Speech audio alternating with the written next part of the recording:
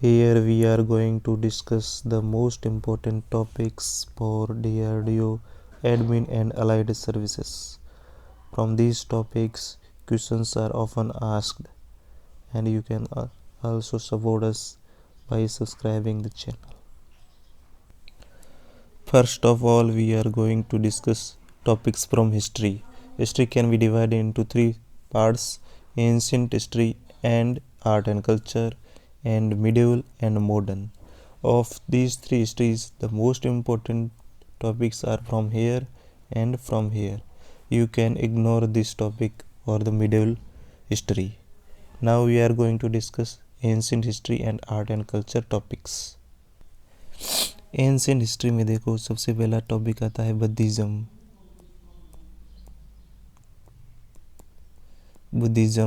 Plus Jainism. ये सबसे ज़्यादा इम्पोर्टेंट टॉपिक है। इनकी जो साइट है, जैसे लुम्बिनी हो गया, इनका जन्म कहाँ हुआ था, फर्स्ट सरमन कब दिया गया था, ये सब बुद्धिज़्म और जैनिज़्म पूरा टॉपिक इम्पोर्टेंट है। दूसरा है कि डायनेस्टी ऑर्डर याद रखना है, ऑर्डर या फिर क्रोनोलॉजी।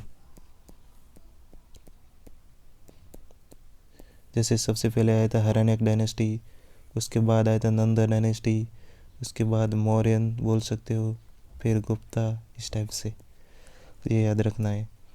तीसरी चीज़ है जो टर्मिनोलॉजी होती है।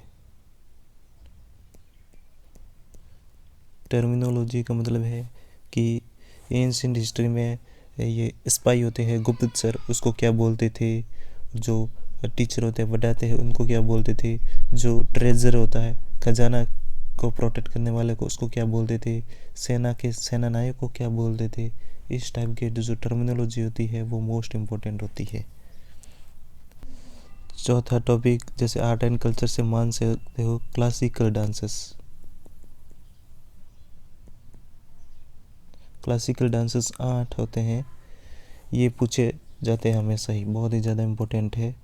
और जो न्यूज़ में रहते हैं, न्यूज़ में कोई भी डांस किसी स्टेट का होता है, वो इम्पोर्टेंट है, वो आपको पढ़ना है, मोस्ट इम्पोर्टेंट है।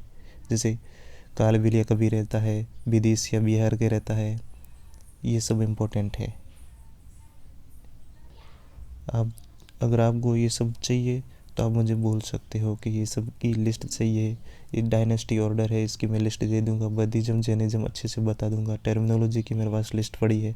क्लासिकल डांस अच्छे से करवा दूंगा। जो न्यूज़ में आएंगे वो भी सारे की एक लिस्ट दे दूंगा। अगला टॉपिक देखो, 5वां नंबर का, आप बोल सकते हो कि केव्स। जैसे भीमबेटका केव्स हो गई, अजंता केव्स, एलोरा केव्स, ये बहुत ही ज़्यादा इम्पोर्टेंट है। अगला टॉपिक है temples. Temples in south India और जो नॉर्थ इंडिया है उसमें जो डिफरेंस क्या होता है, किसको कलश बोला जाता है, किसको गोपुराम होता है, ये सब बहुत ही ज़्यादा इम्पोर्टेंट है। अब स्टार लगो, डायरेक्टली क्वेश्चन पूछा जाता है। फिर अगला टॉपिक हो जाता है बुक्स। जो एंशिएंट बुक्स होती है, जैसे अष्टाध्यायी किसने लिखी थी,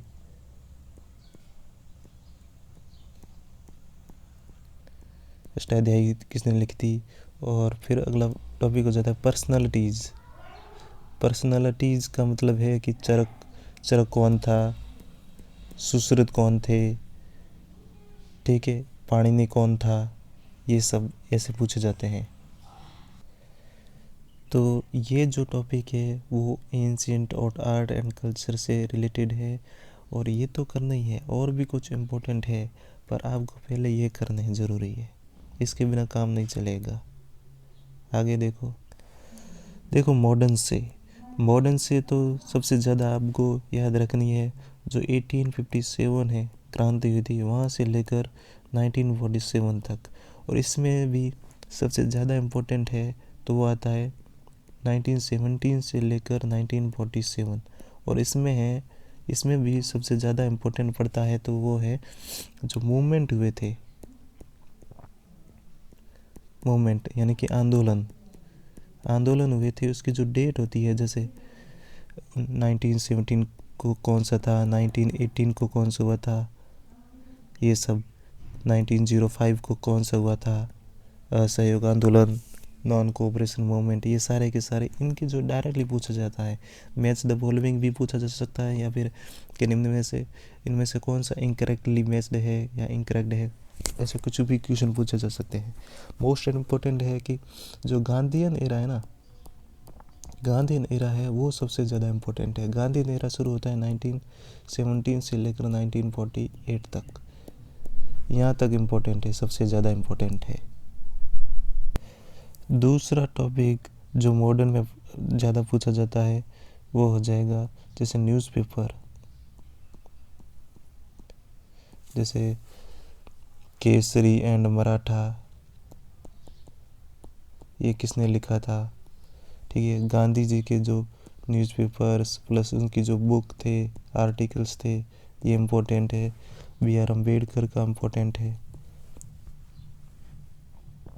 और तीसरा टॉपिक है जो एक्ट है, मैं बता देता हूँ, 1907, 1909 वाला, 1919 एंड 1935, ये सबसे ज़्यादा इम्पोर्टेंट एक्ट है, इनको पूरी डिटेल से पढ़ना है।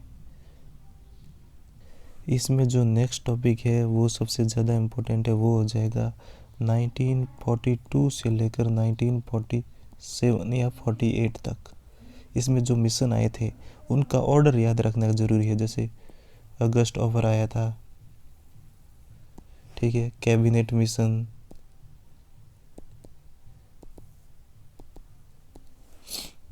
तो इस टाइप का जो ऑर्डर है वो हमेशा ही बार बार पूछा जाता है।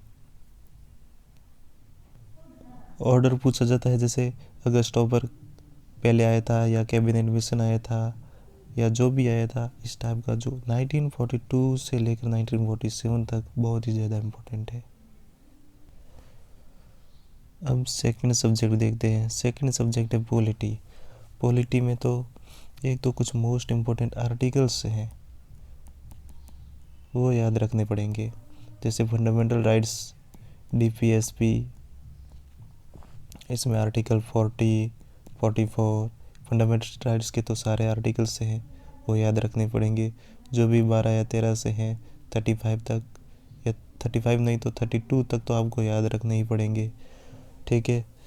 फिर इसके जो पीएससी, पब्लिक सर्विस कमीशन आते हैं, जो यूपीएससी वगैरह है, उनके आर्टिकल्स, इलेक्शन कमीशन के आर्टिकल्स, और जो इमरजेंसी आती है, इमरजेंसी के आर्टिकल्स, और लोकसभा प्लस राज्यसभा के आर्टिकल्स हो जाएंगे, ये इम्पोर्टेंट है। और इसके बाद जो काउंसिल ऑफ स्टेट होती है,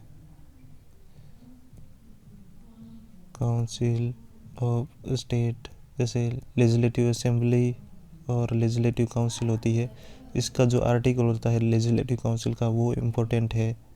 और जो अटॉर्नी जनरल होता है उसका आर्टिकल है याद रखने की है। बजट है उसका आर्टिकल याद रखना है। डायरेक्ट आर्टिकल नंबर ही याद रखने, और कुछ भी डिटेल से पढ़ने की ज़रूरत नहीं है। डिटेल से तो बस दो ही पढ़ने हैं, एक तो फंडामेंटल राइट याद रखना और दूसरा है डीपीएसपी। डीपीएसपी में भी ये सबसे ज़्यादा इम्पोर्टेंट। बाकी फंडामेंटल राइट्स के सारे आर्टिकल जितने भी है 12 से लेकर 32 तक तो इम्पोर्टेंट है ही, ये सारे डिटेल में याद होने चाहिए। बाकी के तो बस आर्टिकल नाम याद रखो, कौन कहाँ पर है, बस इतना ही काफ़ी है। जैसे प्रेसिडेंट की जो पार्डनिंग पावर है वो कौन से आर्टिकल में है, इस टाइप के इम्पोर्टेंट है। लिस्ट में बता दूंगा आप डिमांड करोगे तो। अगला सब्जेक्ट है ज्योग्राफी एंड एनवायरनमेंट। इनसे जो क्वेश्चन पूछा जाता है, ज्योग्राफी जैसे रिवर्स हो गई है, कौन सी रिवर कौन से स्टेट में चलती है, ये इम्पोर्टेंट है। कि ये भी पूछा जाता है कि जो मान लो इंडिया है, इस साइड चलती है या इस साइड चलती है। लेफ़्ट साइड यानी कि वेस्ट वर्ड तो बहुत ही कम रिवर चलती है, 2-4 ही है, वो याद रह जाएगी। बाकी सारी है वो ईस्ट साइड में चलती है, तो ये याद होना चाहिए। और उनकी जो ट्रिब्यूटरी होती है, जैसे कृष्णा की कौन सी ट्रिब्यूटरी है, ये पूछा जाता है। दूसरा जो क्वेश्चन पूछा जाता है, इसमें टाइगर रिजर्व पूछे जाते हैं, ये सबसे ज़्यादा इम्पोर्टेंट है। अभी ऑल इंडिया में कितने टाइगर रिजर्व है ये नंबर भी पूछा जाता है। लेटेस्ट कौन सा बना है, सबसे ओल्डेस्ट कौन सा है, सबसे बड़ा कौन सा है, कौन से टाइगर रिजर्व में सबसे ज़्यादा टाइगर्स की संख्या है, ये सब पूछी जाती हैं।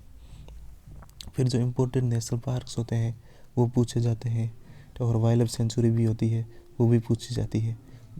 और ये कौन सी पूछनी है, एक दो है कि इम्पोर्टेंट है, ये इम्पोर्टेंट वाली, प्लस जो न्यूज़ में रहती है, न्यूज़ में आती रहती है, वो wild life sanctuary, tiger reserve, ये उस पर फोकस ज़्यादा करना है।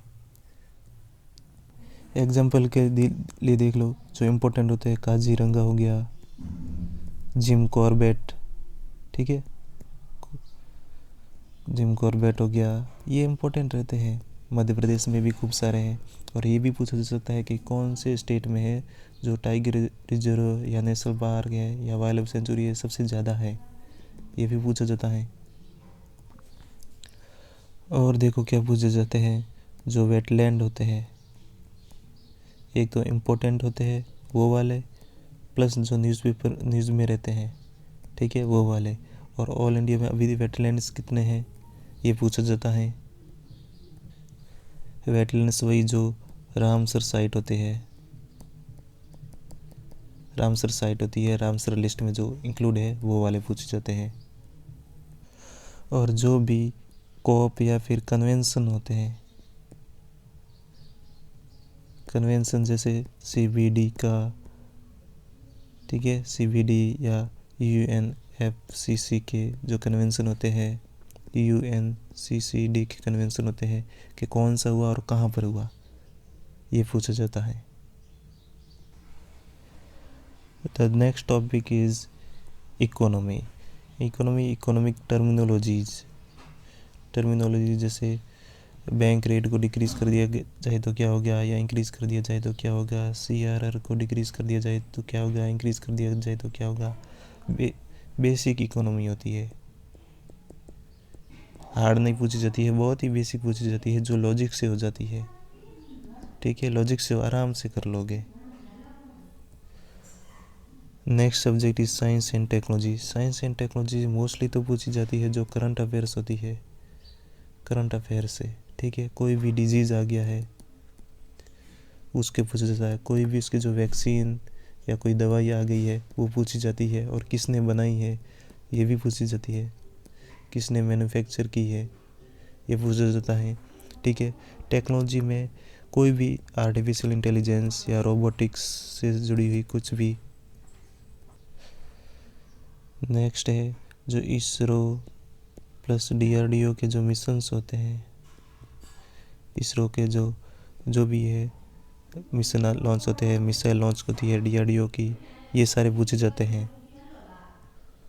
और जो डिफेंस एक्सरसाइज होती है, जैसे सूर्य किरण किसके साथ होती है, कौन से देश के साथ, वज्र प्रहार किसके साथ होती है, इस टाइप की है, जो भी है न्यूज़ में रहती है, ये इम्पोर्टेंट है।